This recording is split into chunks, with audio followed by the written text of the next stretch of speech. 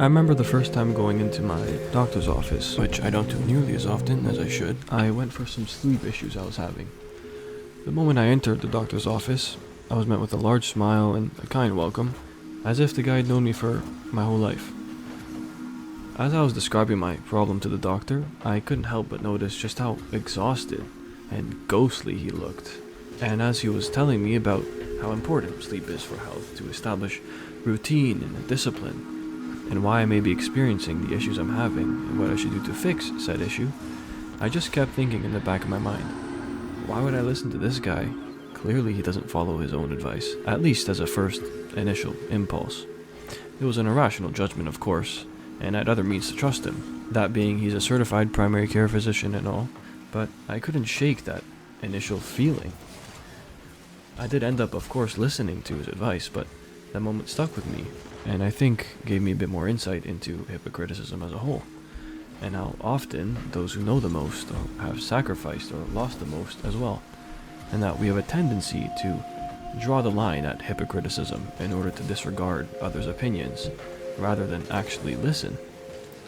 You see, although in the doctor example most people would listen, what would you do in the case where you don't understand the background or qualifications of another person, and at first glance, do you dismiss others' ideas because they struck something in yourself? That is, a dismissal in order to prevent confronting something harsher in yourself? A lot of our perception is self-serving. You criticize one person for behavior you excuse in another. We hold others to standards that we don't hold ourselves to. And we justify actions but judge others harshly for the same thing. All of these, in a way, serve our own sense of comforts and don't push us towards growth. In a way, this is hypocrisy born out of self-service, because we more so judge ourselves by our intentions and others by their actions. But what does it really mean to be a hypocrite? Where should the line be drawn between what we say and what we do? And why do I think we should listen more often to hypocrites than not? Hypocrite comes from the Greek word hypocrites, which means, essentially at the time, an actor or a stage player. And although this term initially was meant to describe theater actors and somebody playing a part in an actual play, the term or a word evolved from someone wearing a mask to perform a role to overall representing somebody pretending to be something they're not, or somebody that they are not. Less and less was this used to refer to just an actor playing in a role, but it was referring to somebody who had deception behind this very dynamic, because in a way, we do all play a role. There's a gap between who we are and what we want to be, and who we are entirely and who we portray.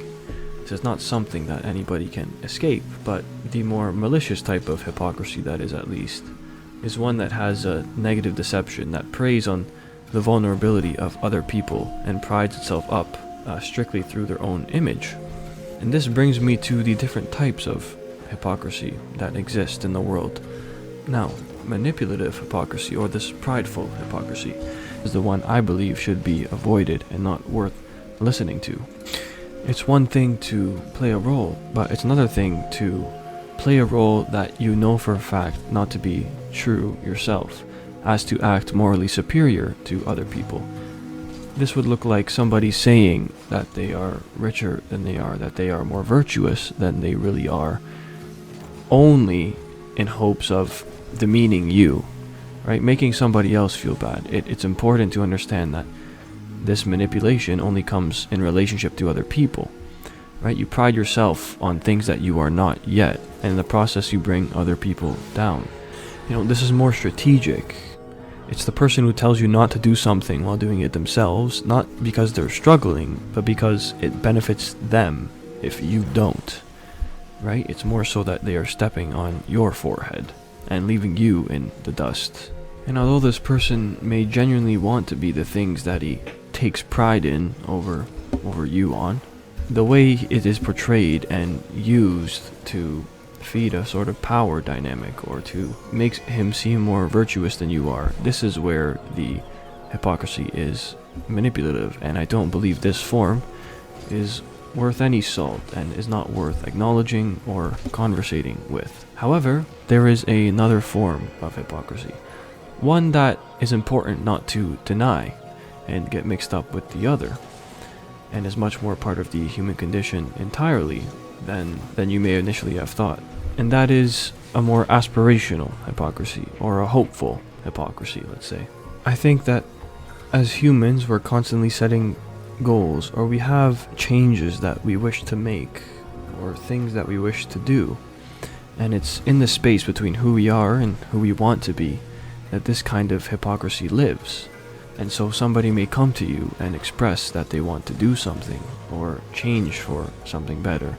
They want to get healthier in this way. They want to contribute more meaningfully in another way in their life. Whatever the specifics of the situation are, if this aspirational hypocrisy is shot down because the first thing that you notice is the fact that they are just not that thing yet, not only does that say more about you than the other person, but it doesn't allow yourself the space for hope and for growth, which I believe are two important pillars of the human condition. Most people have values that are real, and they are trying to play a role that they just cannot live up to yet. And it's not exactly just because they're fake, but because this is the way we interact as humans with striving for something. And they're trying, right? And so in this way, hope itself requires a kind of hypocrisy.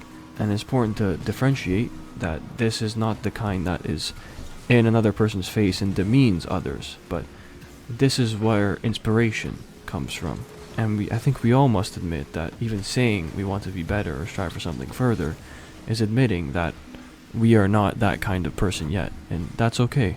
I think because of a sort of maybe a stigma around hypocrisy and fakeness and inauthenticity, that the first kind of hypocrisy can bleed into this one. And when we see inconsistency in anybody, we automatically assume negative intention and manipulation by the other party, and we're quick to label it, which is where my next point comes in, is that this dynamic gets in the way of true connection and listening to others. I think the way this shows up in conversation when talking to others or trying to listen to others is that somebody will make a judgment about something in the world, a value judgment, talking about what they believe and how they believe they should change.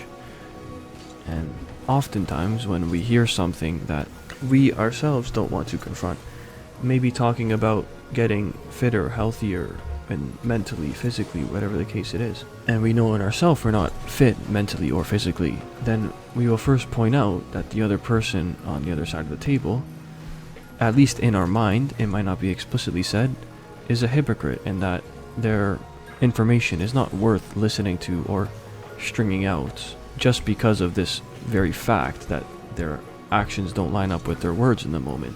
Not only does this kind of bias and judgment get in the way of self-progress, but it ruins the ability for you to listen and connect with other people, right? Because when somebody strikes a nerve on us, we tend to grab the lowest hanging fruit to defend ourselves.